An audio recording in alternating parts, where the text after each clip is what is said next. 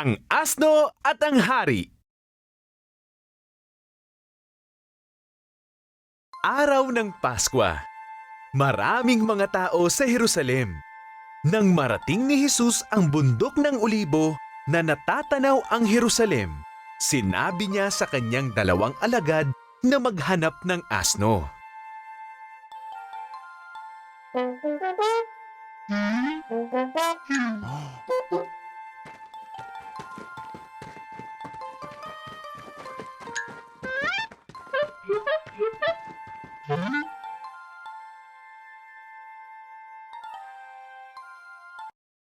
Nakita nila ang asno at inilagay nila dito ang kanilang mga balabal. Sumakay si Jesus sa asno gaya ng nasusulat sa Biblia.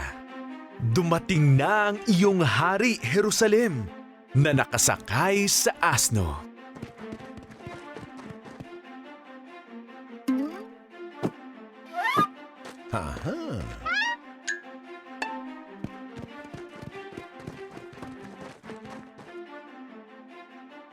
Sinakyan ni Jesus ang asno hanggang sa Jerusalem.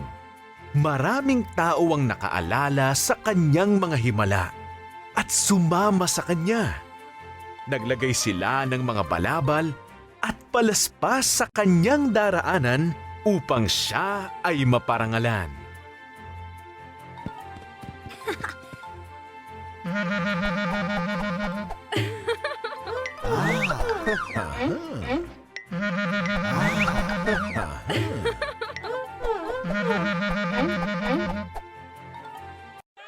Umasa silang si Jesus ang ipinangakong tagapagligtas.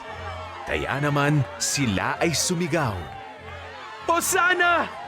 Pinagpala siyang dumarating sa pangalan ng Panginoon! Pinagpala ang Hari ng Israel!"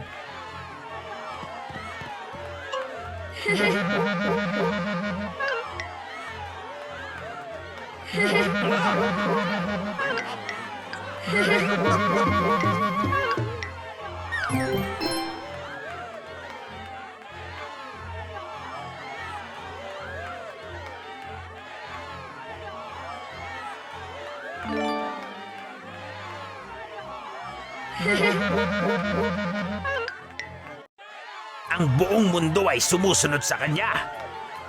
Sabi ng mga Pariseo, Jesus, sabihin mong tumahimik sila! kahit na tumigil ang lahat sa pagsigaw.